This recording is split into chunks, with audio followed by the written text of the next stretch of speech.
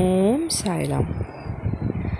बाबांकर गोटे प्रिय परिवार राति शोइछंती सकाळु उठी देखिला बेलू गोटे अघटणीय घटनाटे घटी जाइछि। कौन होइछि? तांको घरे चोरी हो जाइछि। तांकर जहाँ भी मूल्यवान जिनस थिला ताहा चोरी हो जाइछि। बहुत लॉस हो गला। ताहले कौन हबो? बाबा कौन करथिले ताहा ही आज मु एही वीडियो रे जणेबी। वीडियोटी स्टार्ट करने पूर्व नमस्कार दर्शक बंधु, मो साई बाबा चैनल रे मु आपण मानकर स्वागत करुछि। आशा करुछि आपण माने समस्ते भलरे अछंती, सुखरे शांति रे अछंती एवं प्रत्येक मुहूर्त बाबांकर नाम जपुछंती। आउ आम बाबांको आशीर्वाद सर्वदा जेपरि आम उपरे रहू एही प्रार्थना रे आजिर वीडियोटी मु स्टार्ट करने को जाउछि। तेबे चलंतु वीडियोटी को स्टार्ट करि नबा।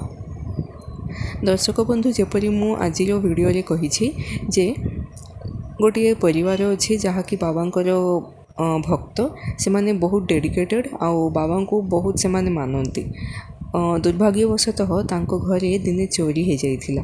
आउ चोरी एपरी होइथिला जे पूरापूरी घर को से माने खाली करदेले। चोर पूरापूरी घर को खाली करदेले, आउ किछि भी रहिनी। कौन करिवे से माने?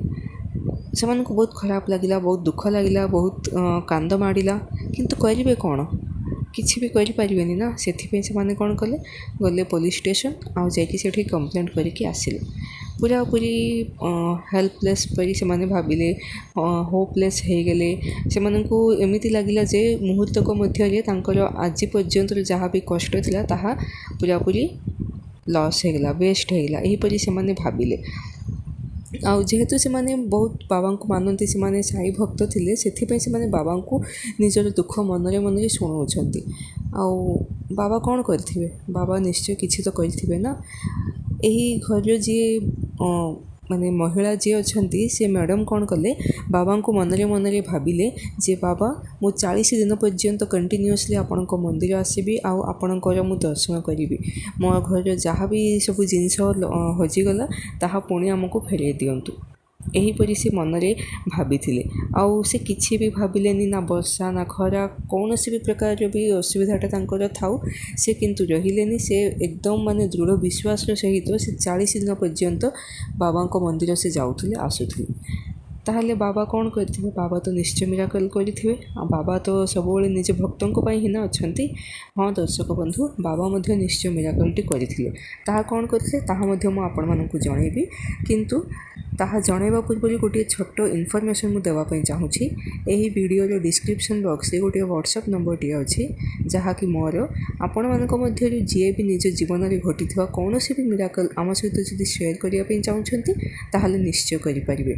सेही जो व्हाट्सएप नंबर अछि सेही नंबर रे आपण वॉइस मेसेज पठेले ताहा आमे वीडियो माध्यम रे एही साई परिवार जे भी सदस्य अछंती सेमानक पर्यंत आमे पहुंचाइबो। ताहले आजिर एही वीडियोटी को वर्तमान आमे कंटिन्यू करिबा। ताहले एही जे साई भक्त अछंती से तो निज मन रे मानसिक करथिले जे 40 दिन पर्यंत मु मंदिर जीवी।